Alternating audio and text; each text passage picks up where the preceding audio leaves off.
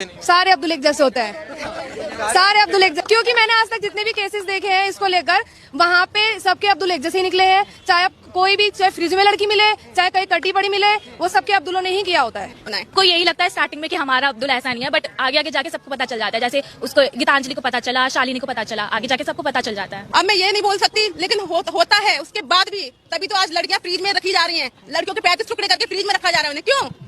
कुछ महीने पहले आपने खबर सुनी होगी श्रद्धा वालकर की, एक हिंदू औरत जिसे बहुत ही बेरहमी से मार दिया गया उसके मुस्लिम बॉयफ्रेंड आफ्ताब अमीन पूनावाला के द्वारा। शॉकिंग बात यह थी कि इसमें इसकी बॉडी को काट कर फ्रिज में रखा था, लेकिन हमारे गोदी मीडिया ने इस एक इंसिडेंट का इस्तेमाल किया सभी मुसलमानों के खिलाफ नफरत फैलाने के लिए। इसकी वजह से national broadcasting and digital standards authority NBDSA ने 50,000 रुपए का फाइन लगा दिया मुकेश अंबानी के चैनल न्यूज 18 पर। 4 शोज जिन्हें एंकर किया गया था अमीश देवगन और अमन चोपड़ा के द्वारा, इन्होंने नफरत फैलाई थी। 1 लाख रुपए का फाइन टाइम्स नाउ नव भारत पर भी लगाया गया इसी चीज को लेकर। इस इंसिडेंट का इस्तेमाल करके सोशल मीडिया पर भी भरपूर तरीके से नफरत फैलाई गई। एक गोदी इन्फ्लुएंसर ने बॉलीवुड एक्ट्रेस सोनाक्षी सिन्हा की फोटो अपलोड करी उनके मुस्लिम दोस्त के साथ। श्रद्धा की खबर को देखते हुए शत्रुघ्न सिन्हा ने दहेज की लिस्ट से फ्रिज को हटा लिया है। सुदर्शन न्यूज ने एक प्रोग्राम चलाया जिसकी हेडलाइन थी मेरा अब्दुल ऐसा नहीं है कि हकीकत। एक और गोदी इन्फ्लुएंसर ने ट्विटर पर पोस्ट किया आपका अब्दुल भी वैसा ही है। जी न्यूज ने ट्वीट करके प्रोग्राम चलाया मेरा अब्दुल वैसा नहीं है वालों के लिए सबसे बड़ा सबक है ये केस। और ऑफ कोर्स व्हाट्सएप माफिया ने भी अब्दुल शब्द का इस्तेमाल करके बहुत सारे जहरीले मैसेजेस फैलाए। ये सारे पोस्ट और मैसेजेस सिर्फ एक चीज साबित करना चाहते हैं कि हर एक मुसलमान आदमी एक पोटेंशियल खूनी है। अब्दुल शब्द का प्रयोग यहाँ पर सभी मुसलमानों को डिनोट करने के लिए किया जा रहा था। कुछ ही दिन पहले एक और ऐसी खबर आई कर्नाटका से, जहां पर एक मुस्लिम आदमी फयाज ने एक हिंदू लड़की नेहा को मार दिया। एक बार फिर से ये सारे गोदी इन्फ्लुएंसर्स और व्हाट्सएप माफिया को चलाने वाले एक्टिवेट हो गए और सभी मुसलमानों के खिलाफ नफरत उगलने लग गए। मकसद सिर्फ एक, हिंदुओं को ब्रेन वॉश करो और हिंदुओं के अंदर डर बिठाओ कि हिंदू खतरे में है और हमें अगर इस खतरे से बाहर निकलना है तो मोदी को वोट देना होगा। अब जिन लोगों का ब्रेन वॉश ऑलरेडी किया जा चुका है उन्हें इस चीज में कुछ भी गलत नहीं लगेगा। वो कहेंगे क्या गलत है इसमें, ये मर्डर यहाँ पर हुआ, मुसलमान ने किया, ये सारे मुसलमान ऐसे ही होते हैं। उन्हें अगर आप बोलने की कोशिश करोगे तो सिर्फ 1-2 इंसिडेंट्स है, वो आपको 10 ऐसे इंसिडेंट्स गिना देंगे। शारदा आफ्ताब, नेहा फयाज, साक्षी साहिल खान, निकिता तौसीफ, अरशद प्रभा, अंकिता शाहरुख, रितिका सईद, मानसी दीक्षित, मुजम्मिल, इन सभी केसेस की लिस्ट सुनाने के बाद ये आपसे कहेंगे ये देखो कहा था ना मैंने, ये सारे मुसलमान ऐसे ही होते हैं, ये सारे के सारे पोटेंशियली खूनी होते हैं। क्या है इसके पीछे का सच, इस खबर को देखो। श्रद्धा वालकर के केस के 2 हफ्ते बाद एक और केस हुआ था पांडव नगर में। अंजन दास नाम के एक आदमी को उनकी पत्नी पूनम के द्वारा मार दिया गया और श्रद्धा के केस की तरह उसकी भी बॉडी को काट कर फ्रिज में स्टोर किया गया। इतना ही नहीं, इसके 3 महीने बाद इस खबर को देखिए। नजफगढ़ के पास मित्राऊ गांव में साहिल गहलोत ने अपनी live in partner Nikki Yadav को मार दिया। मारने के बाद उसकी बॉडी को अपने ढाबा में फ्रिज में रखा। सेम दिन उसने एक आदि भी कर ली। इन दोनों केसेस की डिटेल्स बिल्कुल वही श्रद्धा आफ्ताब केस वाली डिटेल्स है। सिर्फ एक फर्क, इन दोनों केसेस में कोई हिंदू मुस्लिम का एंगल नहीं है जैसा उस वाले में है। इसलिए आपने इन खबरों के बारे में कहीं सुना ही नहीं होगा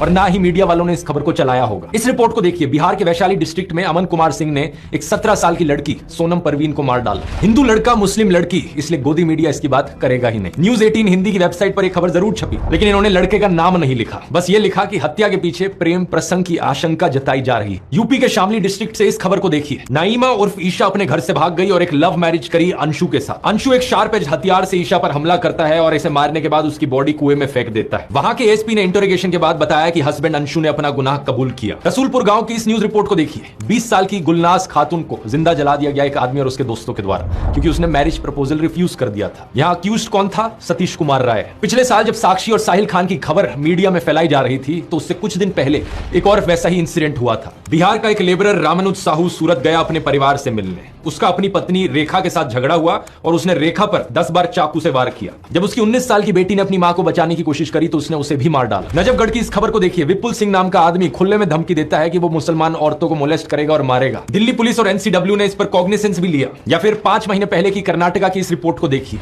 39 साल का आदमी प्रवीण अरुण, इसने अपनी 21 साल की एयर होस्टेस कोलीग आयनाज के साथ दोस्ती करी। जब आयनाज ने इससे कम्युनिकेट करना बंद कर दिया, ये उसके घर में गया और उसे मार डाला। और इसके बाद इसने उसकी मां को भी मार डाला, उसकी बड़ी बहन को भी मार दिया और उसके छोटे भाई 14 साल के उसको भी मार दिया। फिर से हिंदू आदमी है, मुस्लिम औरत है, तो गोदी मीडिया इसकी बात नहीं करेगा, ना ही आपको व्हाट्सएप पर सुनने को मिलेगी। 20 दिन पहले की इस खबर को देख लीजिए। 26 साल की रुखसार उर्फ रिया को उसके लिव इन पार्टनर ने मार डाला और उसकी बॉडी को एक कबर्ड में स्टफ कर दिया। अक्यूज्ड कौन था? विपुल टेलर नाम का आदमी।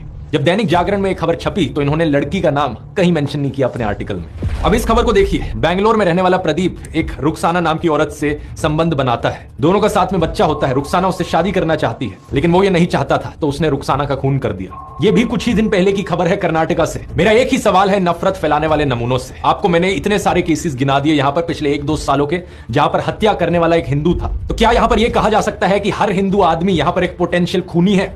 ऑब्वियसली नहीं कहा जा सकता। देश में 55 से 60 करोड़ हिंदू आदमी रहते हैं। इन 20-30 केसेस को लेकर जनरलाइज नहीं किया जा सकता कि सारे हिंदू लड़के ऐसे होते हैं, और ठीक इसी तरीके से मुसलमानों को भी जनरलाइज नहीं किया जा सकता। देश में रहने वाले करोड़ों मुस्लिम आदमी हैं, सारे के सारे पोटेंशियल किलर नहीं होते। यह एज्यूम करना एक बहुत ही बेवकूफी वाली चीज है, और यह आपका नफरत खोर माइंडसेट दिखाती है। अगर आपको ऐसा लगता है तो बड़े अफसोस की बात है, मुझे कहना पड़ रहा है कि आपका ब्रेन वॉश हो चुका है। एनसीआरबी की रिपोर्ट क्राइम इन इंडिया 2022 के अनुसार देश में 4.5 लाख क्राइम्स हुए हैं औरतों के खिलाफ इस 2022 के साल में। इन 4.5 लाख क्राइम्स में से 28,522 एफआईआर दर्ज कराई गई मर्डर की, जिनमें से 8,125 फीमेल्स थी।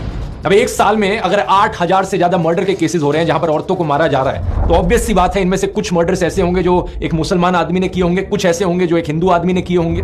हर तरह के परम्यूटेशन कॉम्बिनेशन यहां पर आपको मिल जाएंगे। हिंदू आदमी हिंदू औरत, मुस्लिम आदमी मुस्लिम औरत, हिंदू आदमी मुस्लिम औरत, या मुस्लिम आदमी हिंदू औरत। और सिर्फ हिंदू मुस्लिम ही नहीं, सभी धर्मों के आपको कॉम्बिनेशन मिल जाएंगे, क्योंकि 8,000 यहां पर बहुत बड़ा नंबर होता है। प्रॉब्लम यह है कि जिन लोगों का ब्रेन वॉश हो चुका है, उनकी आवाज सिर्फ तब निकलती है जब उन्हें दिखता है कि हत्या करने वाला एक मुस्लिम आदमी था और जिसकी हत्या हुई वो एक हिंदू औरत थी। लेकिन इन सब लोगों के मुंह पर चुप्पी लग जाती है जब दिखता है कि यहां एक हिंदू औरत को हिंदू आदमी के द्वारा मारा गया, या फिर एक मुस्लिम औरत को हिंदू आदमी के द्वारा मारा गया। किसी भी नॉर्मल इंसान में अगर इंसानियत है तो वो इन सभी केसेस के खिलाफ आवाज उठाएगा जहां जहां औरतों का अत्याचार हो रहा है।